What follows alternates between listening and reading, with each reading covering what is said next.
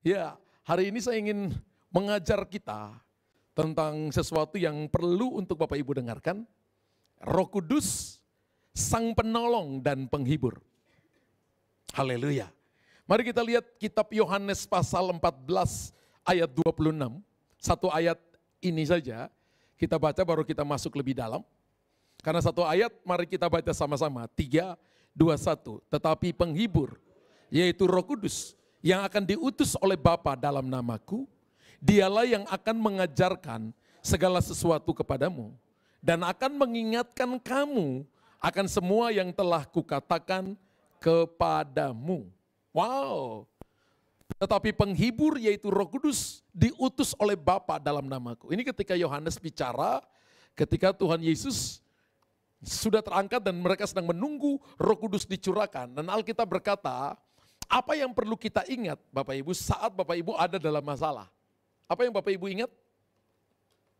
Orang kuat kita, kekuatan kita, entah itu kedudukan, entah itu keuangan.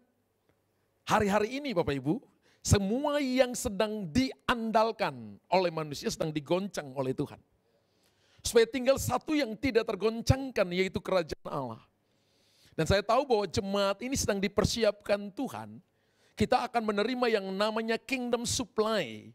Yang akan menerima yang namanya, saudara dan saya akan menerima yang namanya pertolongan yang ajaib. Hal-hal yang supranatural.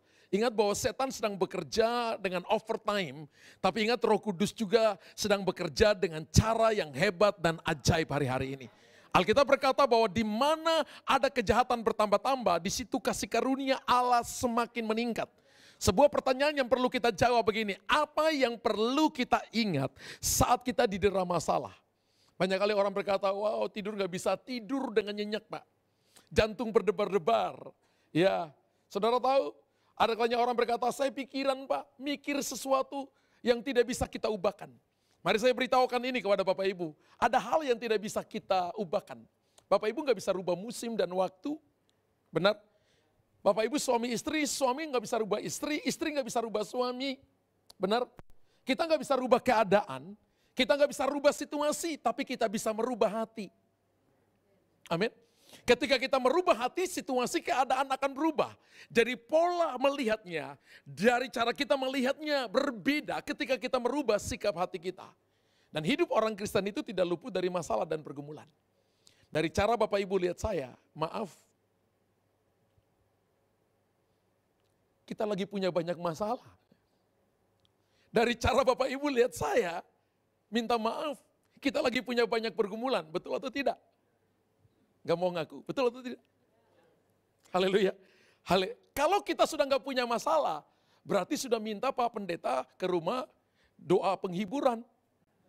Alias kita udah mati, tapi selama kita masih hidup, maka masalah menjadi sparring partnernya kita. Visi tanpa tantangan maka itu bukan visi dari Tuhan. Visi yang dari Tuhan selalu ada tantangannya. Ketika Tuhan berkata kepada Musa, pergi dan bebaskan orang Israel yang ada di Mesir. Mereka sudah di sana 430 tahun. Dan Musa berkata begini, aku nggak bisa bicara, aku nggak peta lidah, aku kasih abangmu untuk menolong kamu, untuk jadi juru bicaramu. Engkau seperti Allah bagi dia. Lalu ketika Musa berkata, ya Tuhan. Dan Tuhan berkata, tapi aku akan keraskan hati Firaun. Bukankah dari Tuhan itu the high ways? No. Visi yang dari Tuhan selalu ada tantangannya. Visi dari Tuhan selalu ada persoalannya. Makanya tadi saya katakan, dari cara Bapak Ibu lihat saya, mandang saya di depan, dari cara Bapak Ibu lihat, Bapak Ibu punya pergumulan semua. Dan pendeta yang khotbah di depan punya pergumulan juga. Itu tanda bahwa kita hidup normal dengan Tuhan. Ada 3 sumber masalah. Sumber masalah pertama adalah diri kita sendiri. Kasih tahu, kamu tuh sumber masalah utama. Ayo tunjuk diri, kamu tuh sumber masalah utama. Haleluya. Sumber masalah kedua, itu adalah kedagingan dan setan-setan. Lawan, tengking dalam nama Yesus. Haleluya. Dan yang ketiga adalah Tuhan pakai masalah untuk membawa kita lebih cepat sampai kepada tujuan. Mendewasakan kita, menyempurnakan kita. Yakobus pasal 2 ayat yang pertama berkata begini, anggaplah sebagai suatu kebahagiaan apabila kamu jatuh dalam berbagai-bagai pencobaan. Sebab ujian terhadap imanmu menimbulkan ketekunan, biarkan ketekunan menghasilkan buah yang matang. Wow, pernahkah Bapak Ibu dirugikan orang terus Bapak Ibu katakan gua bahagia Pak Pendeta, bahagia banget, pernah? Pernahkah Bapak Ibu dirugikan orang, bisnisnya lagi cooling down dan sebagainya, kemudian Anda minta Pak Gembala tolong ke rumah untuk ucapan syukur. Ucapan syukur Bapak diberkati, tidak Pak, gua lagi rugi nih. Ada? Saya belum pernah loh saudara. Saya sudah jadi pendeta 34 tahun. Tapi saya belum pernah lihat ada jemaat yang undang saya ke rumah ketika ada masalah. Jemaat selalu undang ke rumah baru, dapat mobil baru, anaknya lulus kuliah, dan sebagainya. Saya sebelum datang, kemarin ucapan syukur ada yang lulus kuliah. Saya katakan, saya belum pernah lihat ada jemaat yang undang saya karena anaknya drop out dari sekolah. Pak tolong pergi ke rumah, tolong doakan, kita bikin makan-makan ucapan syukur karena anak saya drop out, itulah bahagiaku. Tapi Alkitab berkata gini, anggap saja itu bahagia saudara. Halo? Saat kesukaran datang, ada 3 hal yang perlu kita ingat Bapak Ibu. Saya mau kita voting dulu, Indonesia paling suka voting ya. Berapa banyak Bapak Ibu yang gak mau punya masalah, tolong voting. Saya mau hitung 1, kurang lebih 15 orang yang gak mau punya masalah Pak. Ini sebentar kita doa supaya ada kebaktian apa? Berapa banyak yang mau punya masalah?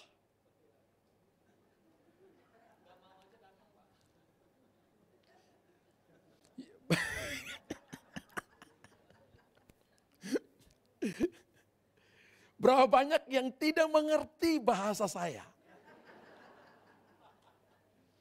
Berapa banyak yang setiap kali saya tanya tidak mau angkat tangan, itu katanya pendetanya udah mulai marah katanya. Saat kesukaran datang, ada 3 hal yang perlu kita ingat. Ada 3 hal yang perlu kita ingat. Bapak Ibu mau amin kah, mau aminah kah, mau haleluya kah, mau shalom atau tidak shalom, masalah akan datang bagi saudara. Persoalan akan datang dalam hidup saudara. Lebih baik bersiapkan diri menghadapinya daripada stres. Daripada mengalami 5L, letih, lesu, lunglai, lemah, letoi. Daripada Anda mengalami itu, mendingan Anda dengarkan firman ini hari ini, lalu mempersiapkan diri untuk hadapinya. Masalah datang kepada orang yang punya uang sampai yang paling miskin. Daripada orang yang punya kedudukan sampai nggak punya kedudukan. Daripada yang paling cantik dan paling ganteng sama yang buruk rupa. Masalah datang kepada semua orang. Katakan, haleluya. Dan yang pertama gini, setiap masalah akan masuk dalam masa kadaluarsa. Masalah itu ada masa holding time-nya. Masalah itu ada masa expire-nya. Roti yang kita beli di toko roti ada masa expire. Ya. Saya kemarin di kantor, istri saya taruh ada kue di dalam toples meja saya. Kemudian saya tuh mau kepingin makan, tapi waktu saya makan saya lihat, loh ini sudah terlalu lama, istri taruh kue, suruh suaminya makan, sudah lebih dari 1 minggu, kuenya itu sudah berjamuran. Terus anak-anak saya kan juga dua-duanya masuk untuk melayani Tuhan full time. Saya tanya, Papa jangan makan, nanti Papa sakit perut. Saya bilang iya, Papa kasih tahu, Papa juga nggak mau makan. Makanan itu ada expire-nya, kalau saya berani makan, mencret-mencret. Amin. Berapa banyak orang yang bunuh diri ketika masalah datang, minum baygon biar bye-bye and go on. Ada di sini? Saya pernah melayani seorang minum baygon gak mati-mati, wah luar biasa. Pak Pendeta, saya masalahnya banyak Pak, bisnis. Waduh, terus sampai di rumah, istri cerewet lagi Pak. Ya. Saya katakan, Pak, kalau istri cerewet itu berarti istri Bapak normal. Karena perempuan 1 hari ngomong 50.000 kata. Laki-laki kita ini cuma setengahnya. Berarti yang paling cerewet siapa? Oh istri ya Pak? Iya. Jadi kalau istri Bapak cerewet itu tanda dia sehat walafiat. Nah ini istri saya ikut saya. Bayangkan kalau istri saya nggak ikut Pak Gembala. Pulang dia akan tanya, Pak bagaimana khotbahnya? Lalu saya baik. Terus Pak, dia mau saya cerita saudara. Dia mau saya cerita. Kalau saya nggak cerita, dia akan cerita 3 hari di mana saya nggak ada di rumah. Dia katakan gini, itu loh pembantu bikin pecah piring. Dia akan kasih tahu yang saya nggak perlu dengar. Kemudian kalau saya kiri kanan dia katakan, kalau pergi 3 hari hebat. Istri baru cerita 5 menit sudah mulai ngantuk katanya. Itu ceritanya, saldonya itu 3 hari dikumpulkan jadi 1. Jadi saya 2 jam mesti dengar detail. Oh iya. Ya. Setiap masalah ada masa kadaluarsanya. Haleluya. Dan dalam situasi sulit sering kita berharap ini hanya mimpi. Ada yang datang, Pak Pendeta, mudah-mudahan ini hanya mimpi. Ya. Aku gak terpikir. Saya katakan kalau masalah datang kamu pikir lebih dulu. Maka itu bukan masalah, itu lu yang bikin masalah sendiri. Ya.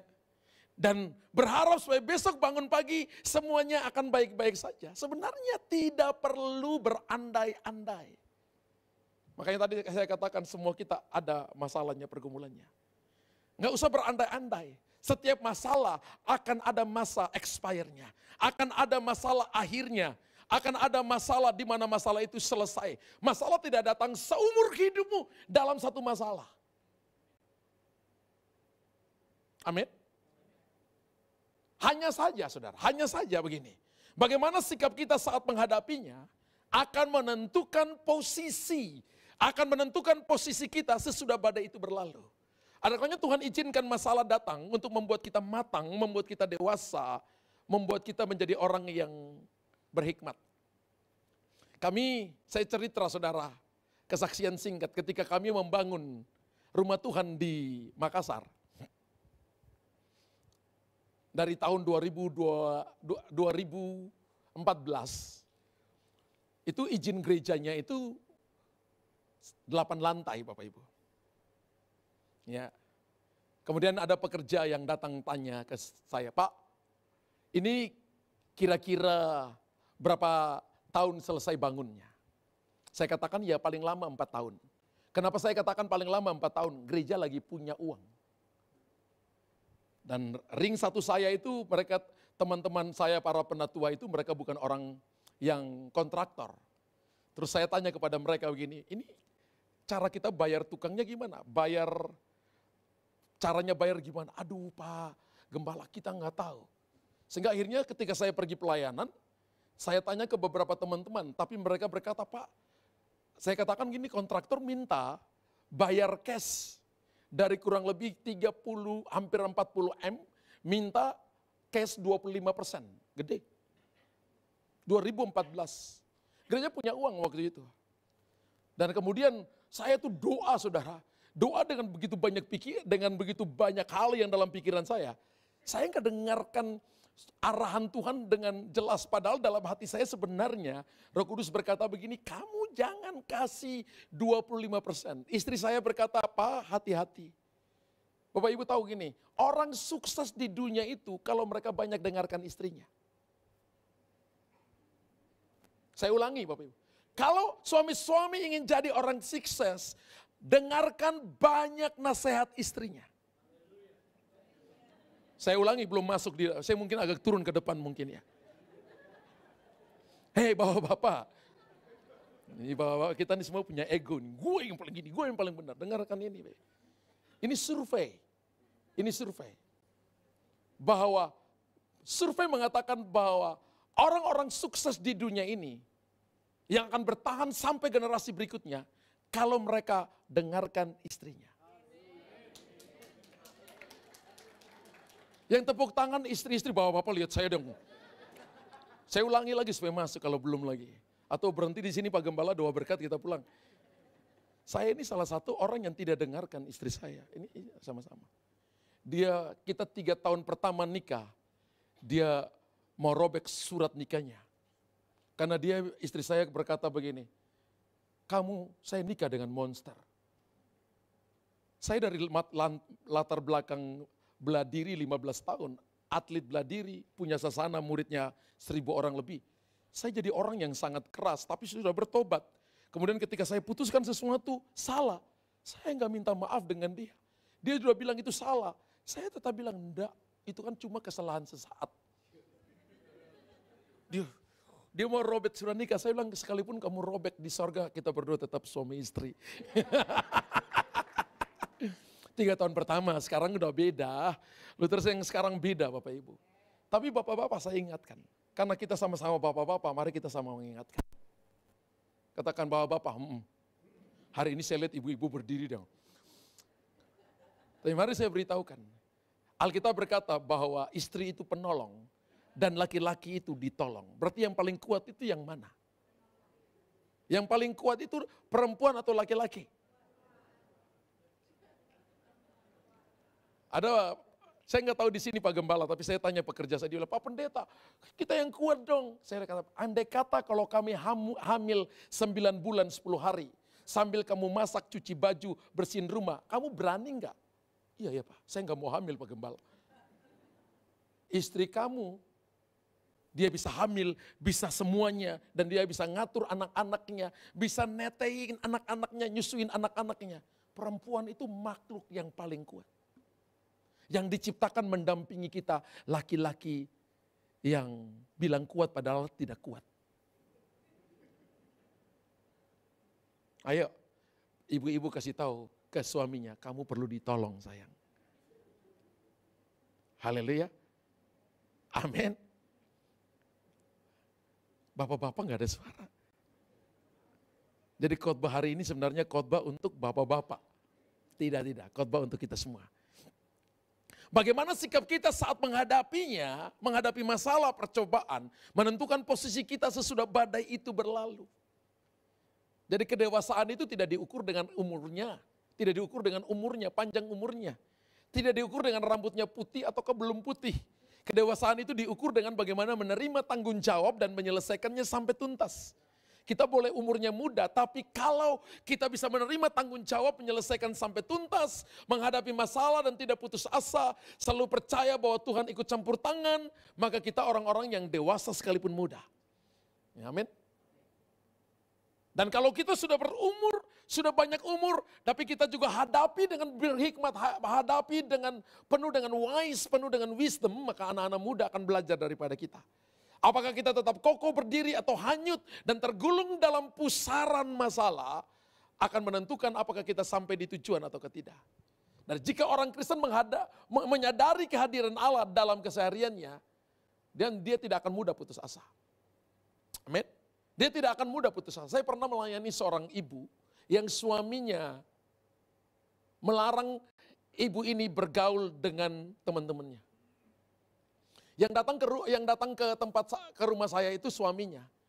Pak Pendeta tolong doain istri saya, sudah 1 tahun ini istri saya tidak keluar kamar, segalanya dia lakukan di kamar. Kencing di kamar, semuanya di kamar. Dia tidak mau keluar. Hari kedua dia datang, hari ketiga dia datang.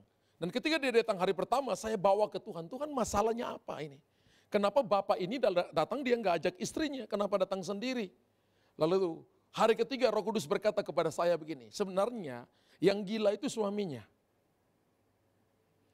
Hari ketiga dia belum cerita tentang masalahnya, tapi hari ketiga saya cuma sampaikan suara Tuhan kepada bapaknya. Dan saya katakan, Pak, Bapak sudah 3 hari ketemu saya dan saya berdoa untuk Bapak. Dan Tuhan bilang, yang gila itu Bapak. Dia kaget saudara. Dia kaget. Lalu dia cerita, iya Pak, saya orang gila. Saya tanya Bapak cerita kegilaan Bapak. Dia katakan gini, saya larang istri saya berteman dengan teman ini, tidak boleh telepon teman ini, telepon. Lalu istri saya seorang yang suka bergaul, stres. 3 bulan pertama dia teriak-teriak dalam kamar. Lama-lama suaranya habis, sudah gak teriak-teriak lagi. Dia ketuk-ketuk kepalanya itu, dahinya itu di mana? Di dinding. Sehingga kepalanya itu berdarah. Dan dia tidak mau keluar dalam kamar, dia kunci pintunya. 1 tahun. Hari besok setelah saya katakan ini, Bapak pulang, Bapak peluk istri Bapak. Bapak minta ampun dari istri Bapak tentang kelakuan Bapak yang gila itu. Besok ajak istrinya kembali. Istri Bapak akan sembuh. Sudah tahu dia pulang, dia ketok pintunya. Istrinya nggak buka pintu, dia berlutut depan pintu istrinya. Dia katakan begini, sayang, saya minta maaf, saya yang salah. Saya yang gila. Ya. Kamu wanita cantik, kamu wanita yang baik. Istrinya buka pintu, rambutnya uring-uringan. Istrinya lihat dia, istrinya sudah nangis, istrinya juga berlutut. Istrinya peluk dia, saya mengampuni kamu. Sudah tahu, besok 2 suami istrinya datang ke rumah. Istrinya tuh nggak gunting kuku 1 tahun, saudara. Ya, rambutnya tuh tidak ke salon selama 1 tahun. Bayangkan perempuan seperti itu. Ya, waktu dia datang saya lihat rambutnya udah panjang sekali dan tidak acak-acakan. Padahal seorang istri yang cantik. Waktu dia datang istrinya udah mukanya ceria. Suaminya sudah katakan, Pak Pendeta puji Tuhan. Semalam kami sudah selesaikan. Dan hari ini istri saya sudah tidak gila lagi. Istri saya sudah waras. Bapak-bapak, kalau istrimu gila karena Anda yang lebih gila. Haleluya. Amin. Dulu saya ini laki-laki yang gila. Sampai istri saya katakan, saya nikah dengan monster. Ya, tapi hari ini dia katakan, wow, kamu sudah jadi serupa dengan Tuhan Yesus. Sekarang, ya, awal kami sudah nikah hampir 30 tahun. Ya, sekarang baru ngomong seperti itu. Karena perubahan akan membuat saudara dan saya menjadi serupa dengan Tuhan. Orang yang berjalan dengan Tuhan tidak memilih jalan pintas, tetap setia, tetap mengikuti proses karena tahu ada maksud mulia di balik masalah tersebut. Amin. Masalah itu bukan tantangan, masalah adalah batu pijakan untuk kita naik lebih tinggi. Memang manusia kita ini tidak mudah, saudara. Pilih jalan enak, tidak mau masalah, betul? Tidak mau ada proses, maunya ada hasilnya. Tidak mau dibentuk, tapi Tuhan berbeda. Tuhan itu lebih menikmati proses hasilnya, itu bagiannya Tuhan. Amin. Tuhan itu lebih menikmati proses, hasilnya itu sudah ditentukan oleh Tuhan. 2 Korintus pasal 4 ayat yang ke-7 berkata begini, supaya nyata bahwa kekuatan yang berlimpah-limpah itu berasal dari Allah, bukan dari diri kami. Jadi kekuatan yang melimpah-limpah yang akan Tuhan curahkan kepada kita ketika masalah datang, persoalan datang dalam hidup kita datang dari Tuhan. Jika kita dalam pergumulan berat, ingatlah bahwa Tuhan ada bersama dengan kita. Amin. Dalam bentuk Roh Kudus, dia siap menolong saudara dan saya. Tadi Yohanes 14 ayat 16 kita baca, aku akan minta kepada Bapa dan ia akan memberikan kepadamu seorang penolong lain supaya ia menyertai kamu selama-lamanya. Wow. Tadi saya cerita tentang bagaimana kita memberikan 25%. Setelah 25% itu pancangnya harus masuknya 12 meter atau 15 meter ke dalam tanah karena gedungnya mau naik tinggi. Dan Bapak Ibu setelah kerja 1,5 tahun, uang cash dikasih, maka kontraktornya pergi, saudara. Kontraktornya pergi. Bapak Ibu, saya itu setiap kali pulang, istri saya, wah kamu sudah dibilang, saya yang dicerewetin. Karena dari awal istri saya kasih tahu ke saya, jangan ini uang banyak. Ya, Bapak Ibu hitung aja, hampir 40 M, 25% daripadanya. Duit banyak. Ya, itu uang gereja, saudara. Saudara Bapak Ibu tahu, setiap kali pulang, saya ambil gitar saya cuma menyembah Tuhan. Saya punya kesempatan untuk marah. Saya punya latar belakang kehidupan yang kacau, yang amburadul. Papa saya katakan kamu jadi preman. Bayangin papa saya bilang saya, anaknya dibilang jadi preman. Tapi Tuhan ubah jadi hamba Tuhan. Ya, bayangkan saudara, saya punya setan muter ini, setan ini, kamu habisin dia. Bayangkan, saya ambil gitar, saya menyembah Tuhan. Saya ambil gitar, saya menyembah. 2014, 2015, 2016, 2017, 2018. Masih tunggu. Dari mau cor lantai 2 Bapak Ibu, itu kerangkanya itu besi-besi 19-nya itu udah jatuh. Saya ambil pendoanya, setiap malam kita berdoa di sana. Sampaikan perkataan firman Tuhan. Saya ingat satu malam ketika saya pulang, saya ambil gitar. Tiba-tiba saya dengar ada nyanyian di telinga saya. Tuhan, Engkaulah kekuatanku. Tuhan, Engkaulah pertolonganku. Waktu saya nyanyi lagu itu, saya tahu ini lagu profetik. Saya rekam lagunya karena ulang-ulang sepertinya ada bait lagunya di depan saya, jadi saya nyanyi ulang-ulang, saudara. Saya kirim ke anak teman-teman profetik, saya katakan lagu ini dinyanyikan selama 2018-2019. 2 tahun kita nyanyikan lagu itu setiap minggu, Bapak Ibu tahu. Masuk pandemi 2020, pembangunannya jalan lagi. 2020 ke 2021, itu lantai 2-nya selesai. Kita bisa pakai ibadah lantai 2, enggak mungkin, enggak ada gereja saudara. Enggak bergereja. Nggak boleh kumpul-kumpul kan Bapak Ibu. Tahun 2020 sampai nggak kumpul-kumpul. Tapi gedung gereja naik. Tuhan itu adalah Tuhan yang bekerja di tengah-tengah situasi yang tidak mungkin. Apa yang saya dapatkan daripada saya? Saya jadi orang yang lebih dewasa, lebih berhikmat. Ya, sampai satu waktu istri saya di kamar ketika saya selesai doa, dia katakan begini, kalau kepala kamu bisa dibelah, aku kepingin lihat di kepala kamu isinya apa sih? Kalau hati kamu bisa dibelah, aku mau lihat itu isinya apa. Kenapa? Karena kamu nggak ada marahnya. Saya tahu gini, ada kalanya masalah. Kalau Bapak Ibu sudah ditegur oleh istri nggak mau dengar, sudah ditegur oleh suami nggak mau dengar, ada kalanya Tuhan pakai masalah bicara kepada saudara. Katakan, kurang kenceng, naik satu volume lagi, haleluya. Daripada didera kesedihan berkepanjangan, berilah ruang kepada Roh Kudus untuk bekerja dan memulihkan. Kenapa saya berdoa? Karena saya tahu kemampuan saya terbatas. Orang pergi dengan uang begitu banyak, miliaran uang di bawah. Kemudian saya mengerti bahwa kalau dia curi uang saya, dia curi uangnya Tuhan. Dia curi uang gereja, dia curi uangnya Tuhan. Pak Gembala ini sedang bangun ya, ini sedang ekspansi ya. Ya, pasti ada tantangan, pasti ada problem. Para pekerja tanya, Pak berapa tahun? 4 tahun. Karena gereja ada uang. Tapi justru Tuhan ingin mengatakan ini, aku ingin melakukan hal-hal hebat, hal-hal besar yang akan dinyatakan dalam kehidupanmu. Sudah dari 2014 sampai sekarang, baru sekarang flat lantai 3, sedang dikerjakan lantai 3, lantai 4, lantai 5, hari-hari ini sedang dikerjakan. Waktu akan datang dan memproses kita untuk kita siap menghadapi tantangan dan siap untuk mengalami yang namanya God's promotion. Untuk mengalami yang namanya promosi daripada Tuhan.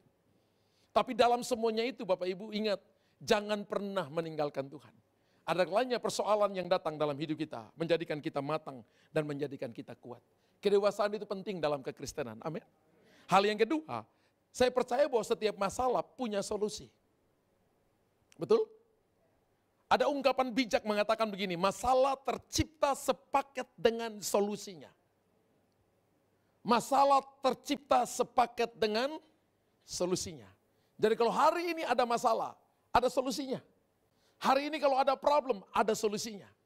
Ya, banyak kali kita kepinginnya cepat. Ya, kita kepinginnya cepat, tapi Tuhan berkata kamu ikut jejakku. Ya. Orang Israel kalau berjalan dari Mesir sampai di tanah Kanaan itu kurang lebih 14 hari saja. Paling lama 20 hari. Tapi ini tiba-tiba karena ketidaktaatan mereka, jadi yang tadinya 20 hari jadinya 40 tahun. 40 tahun itu untuk keluar dari Mesir itu butuh 1 hari. Tapi untuk mengeluarkan Mesir dari mereka 40 tahun gak cukup. Jadi apa yang ingin Tuhan keluarkan dari diri saudara membutuhkan waktu dan kerjasama. Anda harus berkata, I will, saya mau. Yang membuat masalah menjadi runyam adalah ketika kita melihat dari kacamata kita, dari kacamata sendiri. Betul? Kalau saya mau lihat keluar, saya nggak bisa lihat, pandangan saya terbatas. Sampai di daerah multimedia di belakang, saya udah nggak bisa lihat apa yang terjadi.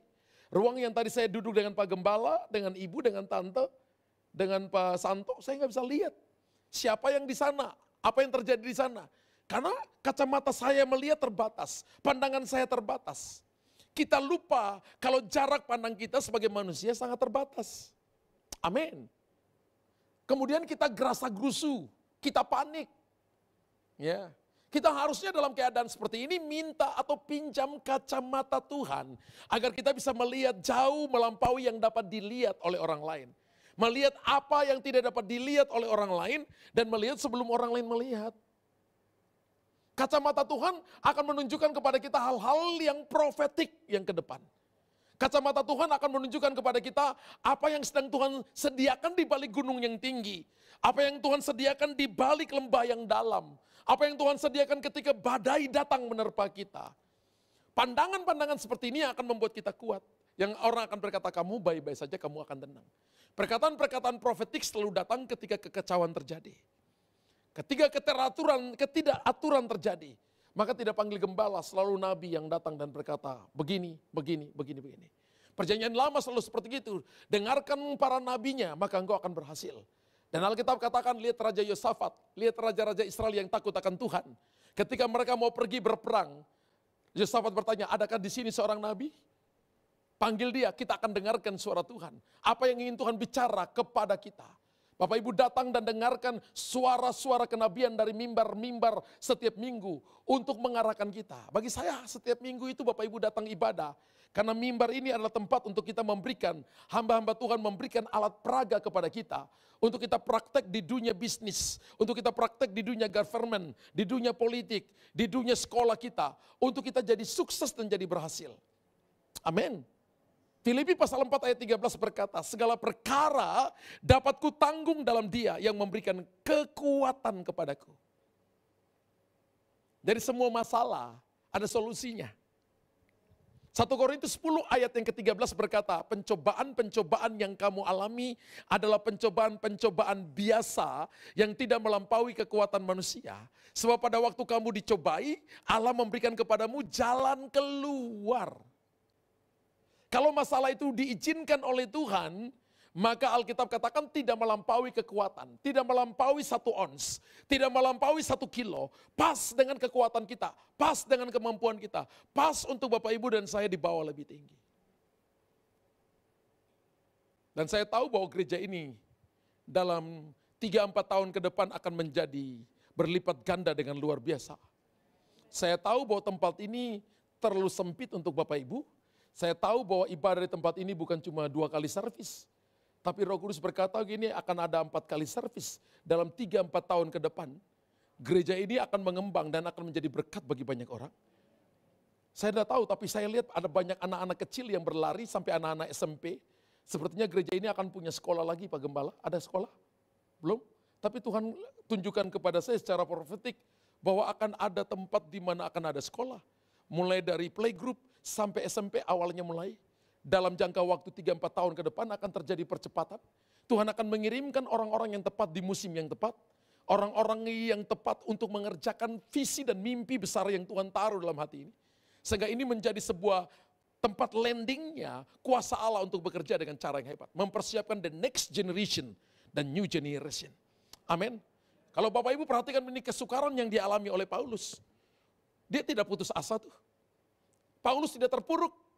Semangatnya untuk memberitakan Injil semakin melejit, dilempari dengan batu dan diperlakukan dengan tidak adil. Dia tetap lakukan dengan hebat. Saya ingat ketika keluarga kami pindah dari Denpasar bersama-sama dengan Bapak Pendeta Frankie Utana, kami datang ke Makassar untuk mulai rintis pelayanan di Makassar. Saudara, perintisan seperti ini ada tantangan juga. Satu waktu ya ada yang larang saya datang ke rumahnya. Ada di sini yang pernah larang Pak Gembala datang ke rumahnya? Apa yang saya lakukan? Saya tetap datang. Istri saya bilang, Pak, saya bilang aman.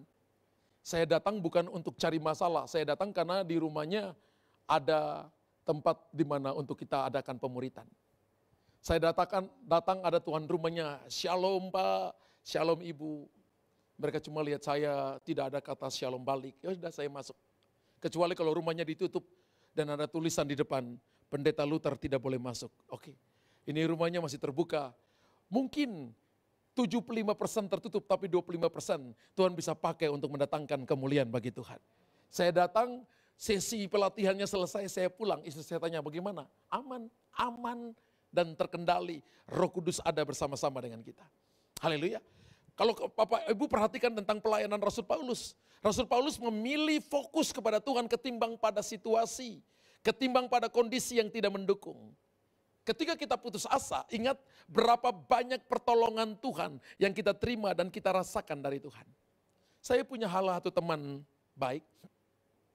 Dia seorang bisnismen. Dan kalau saya bilang nama perusahaannya, Bapak Ibu pasti akan tahu. Orangnya masih muda, umurnya masih di bawah saya. Tapi diberkati oleh Tuhan dengan cara yang hebat. Dan satu waktu mereka dipakai oleh Tuhan untuk menolong kami terutama dalam hal keuangan. Kemudian saya waktu itu ketemu dan dia ajak lunch. Saya katakan, Pak, terima kasih untuk berkat yang ditaburkan. Saya tuh kaget dengan perkataannya. Dia katakan gini, Pak Luther, saya ini cuma pengelola kekayaan Tuhan. Uang yang saya punya itu uangnya Tuhan. Saya ini pengelola kekayaan ini Tuhan.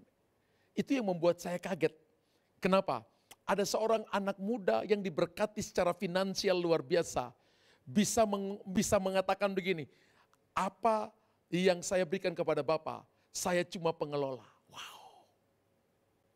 Wow. Sikap hati inilah yang membuat orang ini diberkati Tuhan. Ya. Kalau saya bilang nama perusahaan, Bapak Ibu tahu nama perusahaannya. Ya. Nama perusahaannya sudah sangat nasional sekali. Tapi saya lihat, wow.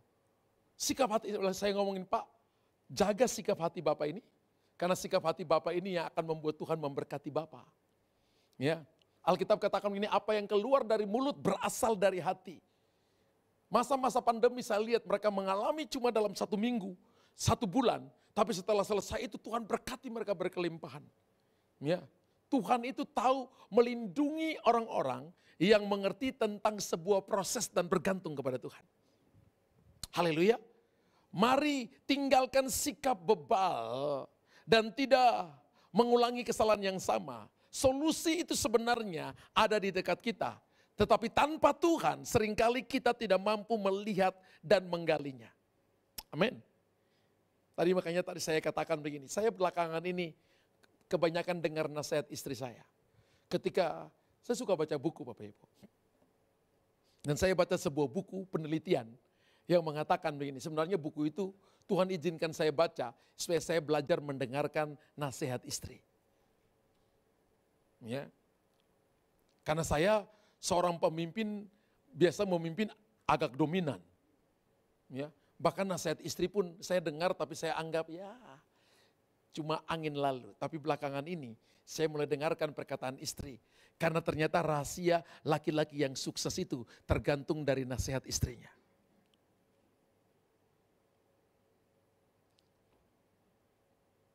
Gak ada amin. Daripada mengandalkan kekuatan sendiri, mintalah hikmat dari Tuhan. Agar dapat menemukan solusi bagi masalah saudara. Haleluya. Amin. Ketika Bapak Ibu datang dan minta hikmat dari Tuhan. Tuhan itu punya hikmat. Dan Tuhan itu punya revelation bagi saudara. Yang ketiga kita belajar begini, Roh Kudus akan menolong dan menghibur kita. Menjadi murid Yesus bukan berarti kita akan selalu nyaman. Justru sebaliknya, kita banyak berhadapan dengan hal-hal yang tidak sesuai harapan. Karena hidup seorang Kristen cenderung berlawanan dengan arus dunia. Amin. Ikan yang selalu berenang menantang arus namanya ikan salmon. Ya, berapa banyak yang suka makan salmon?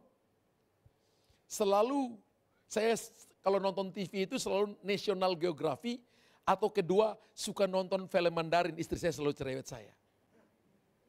Iya, suka nonton film, tapi film Mandarin yang kolosal. Ya, kolosal.